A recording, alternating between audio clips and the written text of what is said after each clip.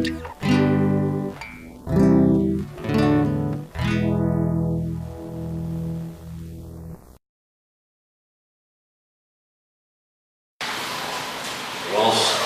paz do Senhor. Irmãos, vamos ainda por um instante, vamos orar. Pai, Senhor Deus, Deus bendito, nós te agradecemos, Pai, porque tu nos trouxestes aqui, Senhor, a tua casa. Bendito seja o teu santo nome, ó Pai, porque aqui nós te levamos louvores, ó Pai, porque neste lugar, Senhor Deus, nós temos feito chegar a Ti, através do nome do Senhor Jesus Cristo, os nossos clamores, ó Pai, a nossa oração. Bendito seja, Senhor, o Teu santo nome. Pai, nós te pedimos que Tu santifiques a nossa vida, nossos pensamentos, nosso coração. Santifique, Senhor Deus, este lugar. E em nome de Jesus, Pai, nós rejeitamos e repreendemos, Senhor, a presença de qualquer espírito das trevas, qualquer espírito que é contrário à glorificação do nome do Senhor Jesus. Bendito seja o teu nome, Pai. Senhor, nós aqui estaremos reunidos em torno da tua palavra. E nós te pedimos, Senhor Jesus, que tu mesmo, Pai, tomes o teu lugar neste púlpito. E venha, Senhor Deus, falar ao nosso coração a palavra da qual nós carecemos, ó Deus. Nós te agradecemos, ó Pai, pela presença de cada um que aqui está, ó Deus, e que nós possamos nos alegrar no Senhor durante todo o tempo que aqui permanecermos, ó Pai. Em nome de Jesus, Senhor, nós oramos. Amém. Os irmãos podem. Aliás, vamos ficar de pé, irmãos, assim como nós já estamos. E eu gostaria que os irmãos abrissem as suas Bíblias. Nós vamos no Salmo 121.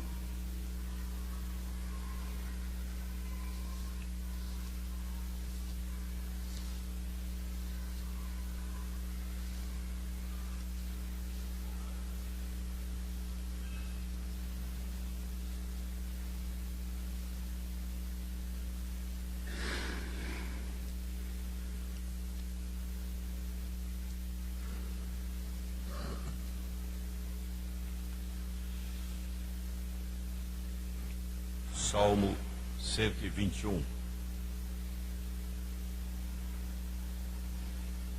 Irmãos, começando com esse salmo, nós queremos nessa noite tratar de um assunto que é comum a todos os seres humanos, que é a busca da plenitude da vida, da felicidade, da paz. E lembrando que Jesus disse que Ele veio para que nós tivéssemos vida e vida abundante. Eleva os olhos para os montes, de onde me virá o socorro? O meu socorro vem do Senhor, que fez o céu e a terra. Ele não permitirá que os teus pés vacilem, não dormitará aquele que te guarda. É certo que não dormita nem dorme o guarda de Israel. O Senhor é quem te guarda. O Senhor é a tua sombra à tua direita. De dia não te molestará o sol, nem de noite a lua. O Senhor te guardará de todo mal, guardará a tua alma. O Senhor guardará a tua saída e a tua entrada, desde agora e para sempre. Senhor Deus e Pai, nós te bendizemos pela tua palavra, Senhor Deus, por este salmo maravilhoso, ó Deus. E te pedimos, Senhor Deus, que tu continues conosco em todas as partes desse culto, abençoando-nos, ó Deus, em nome de Jesus Cristo. Amém. Os irmãos podem se assentar. Irmãos, esse salmo, como os irmãos o conhecem, ele é um direcionamento, uma indicação segura para todo aquele que ama a Deus, todo aquele que crê nesse Deus aqui mencionado, que fez os céus e a terra. Esse que tem domínio sobre os astros, sobre todo o firmamento, de modo que tem poder sobre o sol, tem poder sobre a lua, tem poder sobre todas as circunstâncias para nos guardar e para nos defender. Versículo 5 diz: o Senhor é quem te guarda. Irmãos, quando nós sabemos que o Senhor nos guarda, isso é motivo para a nossa firmeza, isso é motivo para a nossa tranquilidade, para a nossa paz. É motivo para nós termos uma vida de vitória. É possível mesmo que nós cheguemos a dizer reinar em Cristo aqui na terra, no nosso dia a dia, tendo vitórias pelo Senhor a todo momento e a todo instante. Irmãos, sobre isso eu ainda quero ler um salmo, está logo aqui perto, que é o Salmo 128. O Salmo 128 nos fala da felicidade do lar, nos fala do temor de Deus, e nos fala da atuação de Deus, do agir de Deus, na vida daqueles que o invocam, na vida daqueles que nele creem, na vida daqueles que buscam o Senhor diária e constantemente. Bem-aventurado aquele que teme ao Senhor e anda nos seus caminhos. Do trabalho de tuas mãos comerás, feliz serás e tudo te irá bem. Tua esposa no interior da tua casa será como a videira frutífera, teus filhos como rebentos da oliveira à roda da tua mesa. Eis como será abençoado o homem que teme ao Senhor. O Senhor te abençoe desde Sião, para que vejas a prosperidade de Jerusalém durante os dias da tua vida e vejas os filhos de teus filhos, paz sobre Israel. Irmãos, ao contrário do que nós podemos entender desses versos, desses dois salmos, e nós daqui mais um pouco ainda vamos ler o Salmo número 4. Em tudo isso, irmãos, nós vemos que a palavra de Deus nos aponta para a nossa segurança, para a nossa esperança, a busca do Senhor, a confiança no Senhor, aquele que não mente, aquele que fala e cumpre a sua palavra, aquele que conhece as coisas antes que elas aconteçam, e cujo amor para conosco é tão amplo, é tão grande, é de tamanha proporção, que nem mesmo nós podemos entender e imaginar o quanto é grande e sublime o amor do Senhor. Irmãos, um livro que eu estava lendo essa semana, o autor, em determinado momento, ele diz que se nós entramos numa livraria e se começarmos a observar, nós podemos talvez perceber várias pessoas que estão procurando livros de autoajuda. Pessoas estão constantemente escrevendo livros nessa linha de autoajuda. E ele fez uma comparação, ele fez uma observação que me parece muito pertinente, muito a propósito, porque, ao contrário de tudo que nós lemos aqui na palavra até agora, quando uma pessoa está indo em busca de livros que lhe ensine como ser feliz, como vencer, como lutar, naturalmente que entre esses escritores, muitos deles possivelmente são homens, à luz da Bíblia, à luz da palavra, são ímpios. E o Salmo 1, irmãos, o Salmo 1, conhecido de todos nós, também nos afirma que o conselho dos ímpios é algo problemático, perigoso, e que nós devemos evitar. Salmo 1 diz: bem-aventurado o homem que não anda no conselho dos ímpios.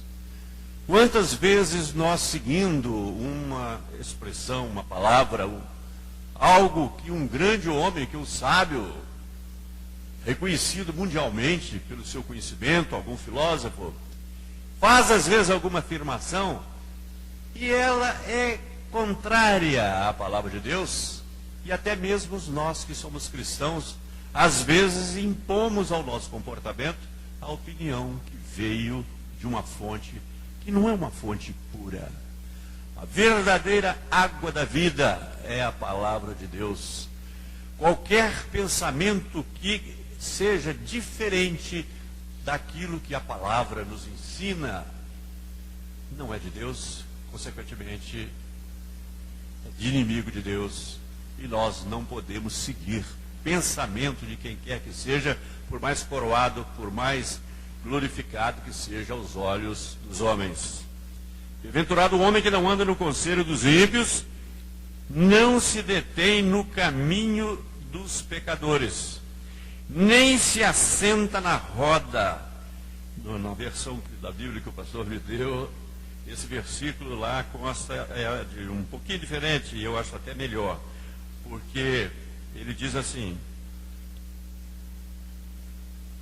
caminho dos pecadores, nem se participa de reuniões de escarnecedores. É o que a Bíblia ela afirma. Reuniões, as pessoas estão reunidas, reúnem-se na porta do serviço, na porta da loja.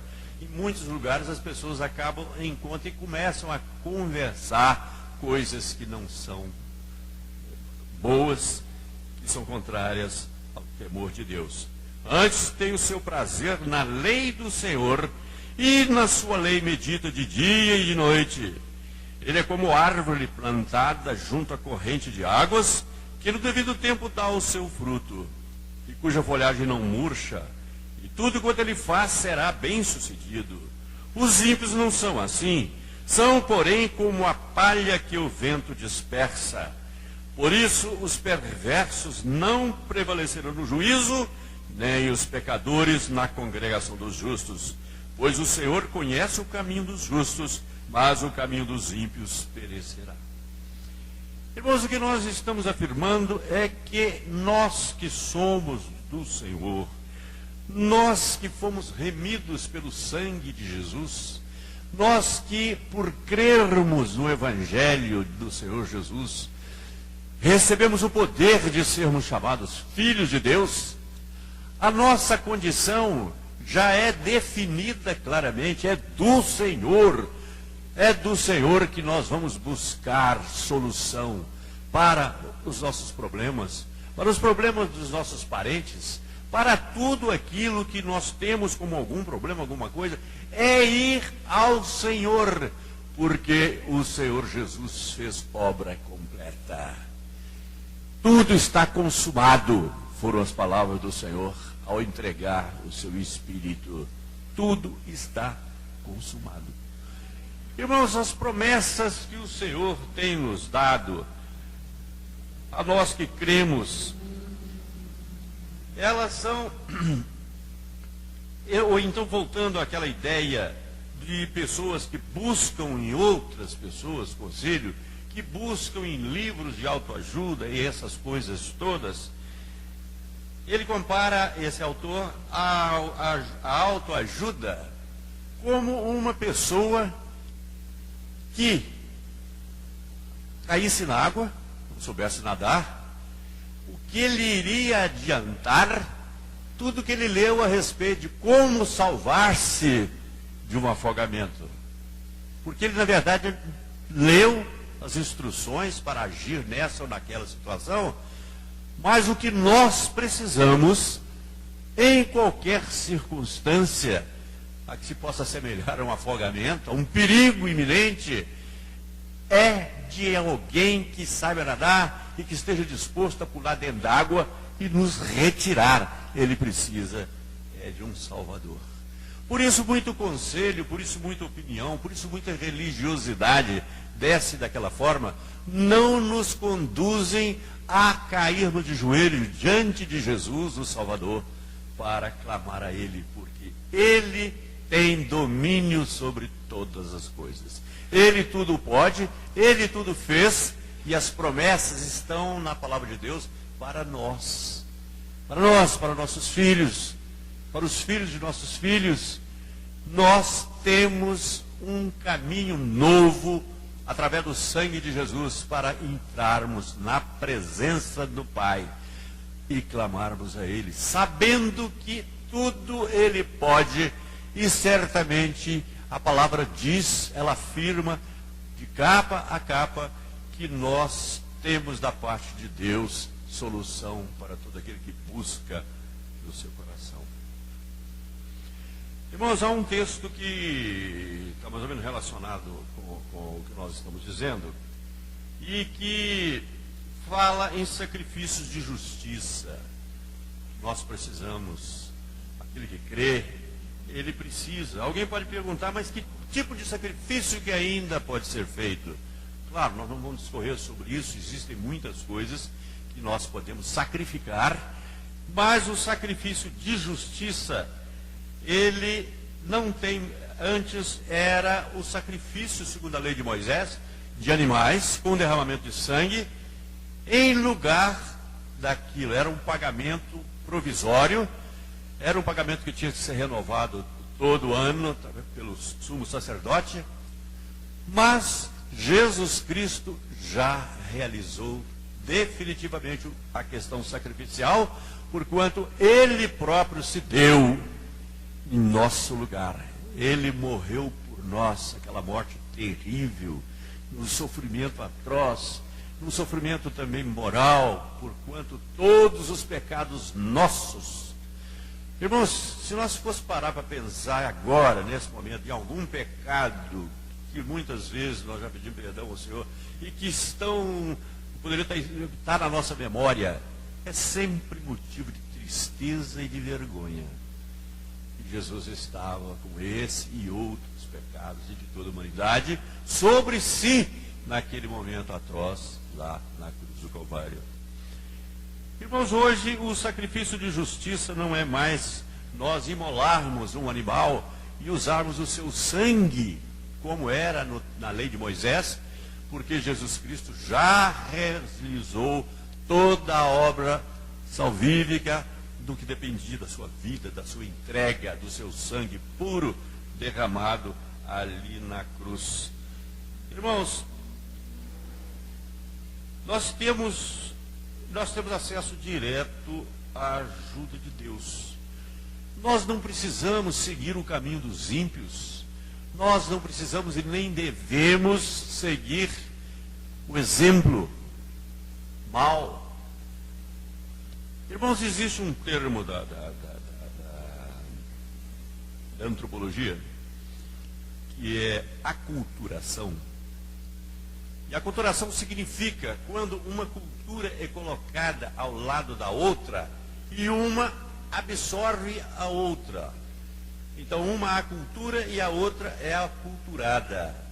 Isso é muito comum quando uma comunidade indígena, por exemplo, afastada de todo o convívio com o homem branco, ela é posta lado a lado, todos os seus valores culturais começam a ser chocados, ter choque com a cultura do homem branco, com a cultura da cidade grande. E essa perda de valores destrói. Costuma-se dizer que uma pessoa, ou que um grupo de pessoas, ou que uma coisa foi destribalizado. Significa que aquilo que era a cultura tribal, aquilo que aquele estava acostumado, que ele dava valor, a sua religião, as diversas coisas, isso para ele da noite para o dia passou a não valer nada. Há um autor que mencionou que em determinada ocasião uma senhora chegou na igreja trazendo um brulho, um pacote com muito dinheiro que ela tinha guardado durante muito tempo. E o pastor simplesmente disse para ela: minha irmã, eu sinto muito, mas eu não posso receber. Eu não posso receber porque esse dinheiro já não vale nada. Já foi editada uma lei tornando sem valor. Era o marco alemão, logo depois da guerra. Irmãos, quando essas pessoas, aquilo que era um valor para ele, aquilo que ele acreditava, deixa de ser reconhecido, é um processo de destribalização, de aculturação que está acontecendo.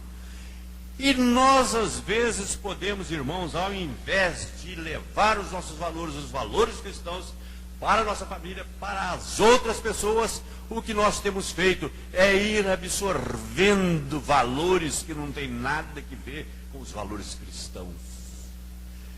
Irmãos, quando a gente vê qualquer desses programas atuais de televisão, o que mais a gente vê são exemplos. Ainda hoje eu vi uma cena, não estava vendo, viu? Não estou vendo novela não. Mas eu vi uma cena em que a Lúcia, inclusive, chamou atenção, que ela estava bebendo, ela falou assim, o Janequine antes do câncer. Mas quando ela falou isso, que eu estava olhando era outra coisa, eu estava pensando outra coisa. Como que aquelas cenas que estavam se passando ali, eram cenas de pessoas que não estavam trabalhando, o valor do trabalho, o valor do respeito, essas coisas, todas as novelas vão destruindo. Depois nós reclamamos que as ruas estão cheias de ladrões, de assaltantes. Ora, o indivíduo não tem meios, a sociedade não lhe dá condição para ele ter um emprego, para ele ter um trabalho, para ele exercer uma profissão que permita a ele consumir aquelas coisas que ele acha que é interessante. Agora, quem que ensinou para ele que existe um tipo de vida em que as pessoas vivem na moleza, que as pessoas vivem sem respeitarem uns aos outros? Os exemplos que essas novelas jogam dentro dos lares. Irmãos, nós muitas vezes, sem querer, estamos absorvendo valores do mundo. E os nossos verdadeiros valores, que são contidos na palavra de Deus, nós nos esquecemos, na verdade, deles. Irmãos, Jesus é aquele que pode nos socorrer. O nome do Senhor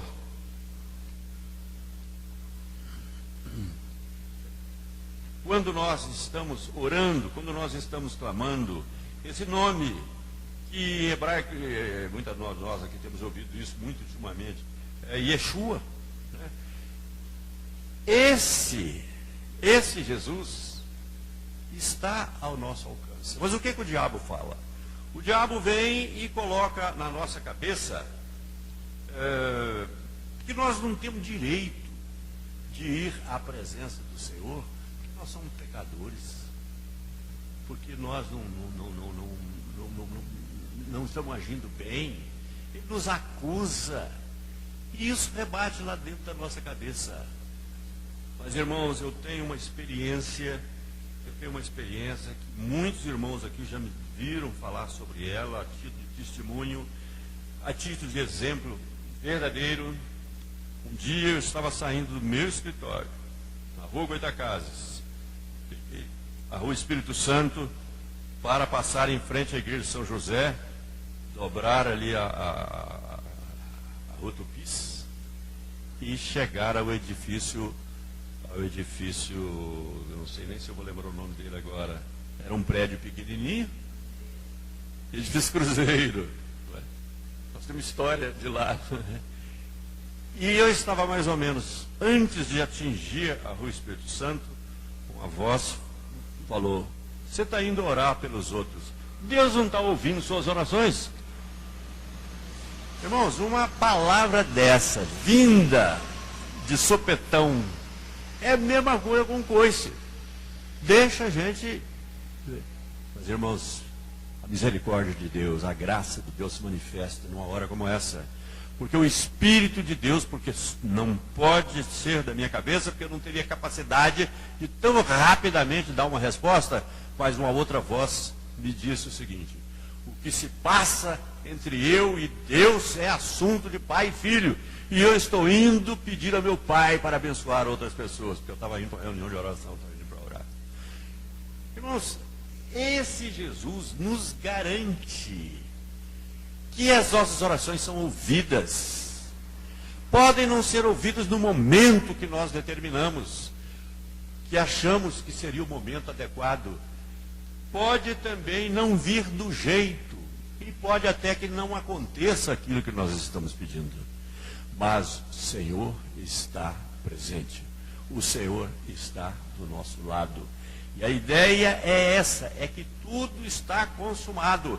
Não depende em absolutamente de algo que eu tenha que fazer para que Deus então resolva me amar, resolva me livrar, resolva me libertar.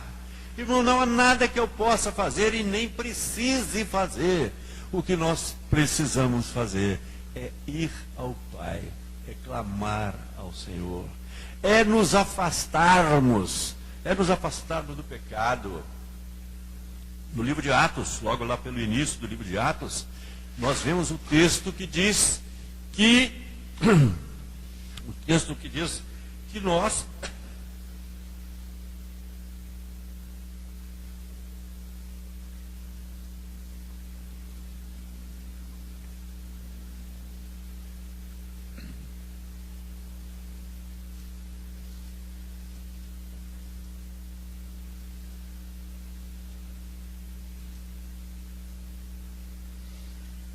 Atos 3, a partir do verso 19, irmãos, diz assim: arrependei-vos, pois, e convertei-vos, para serem cancelados os vossos pecados, a fim de que da presença do Senhor venham tempos de refrigério, e que envie ele o Cristo, que já vos foi designado, Jesus, ao qual é necessário que o céu receba até os tempos da restauração de todas as coisas, de que Deus falou por boca dos seus santos profetas desde a antiguidade.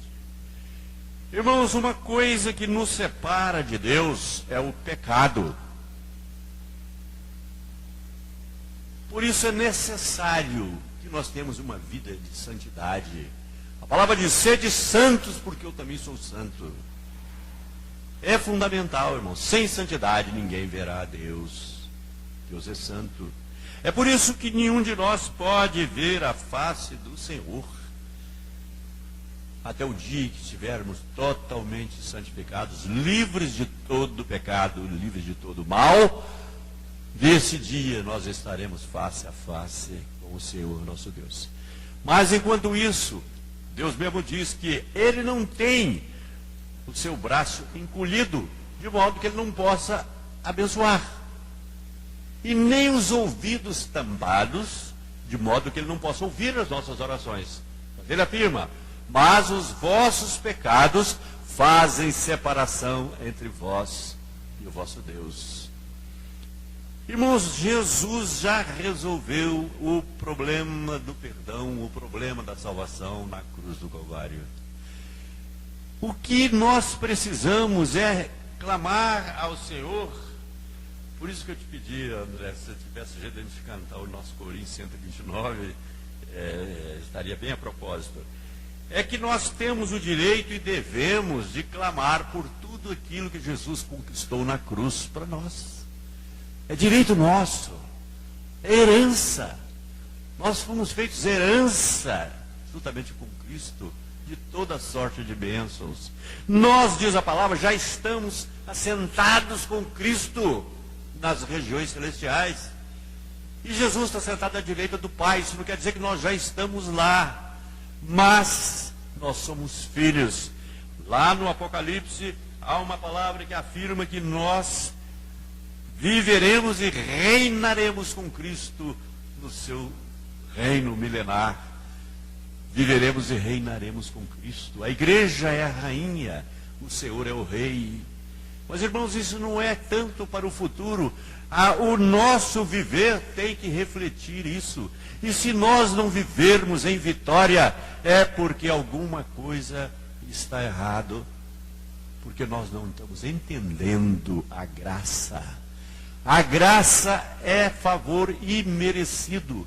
Não é porque eu faça isso ou faça aquilo, ou eu diga isso ou digo aquilo, que eu vou influenciar, que eu vou emocionar Deus com isso. Porque a nossa obra, aquilo que nós fazemos, diz o profeta, é trapo de imundície.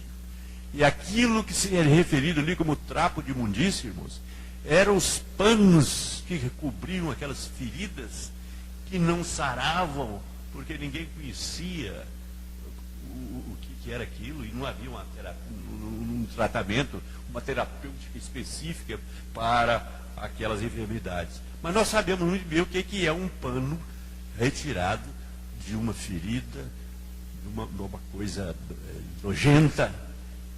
E que valor tem isso? É algo para ser jogado fora. E a nossa justiça própria, diz o profeta, é trapo de imundície, não vale nada. Irmãos, mas Jesus já fez, e nós cremos nisso. Então nós precisamos entrar triunfalmente diante de Deus e orar sabendo que Ele ouve orações. Irmãos, nós temos sido muito acanhados nas nossas orações.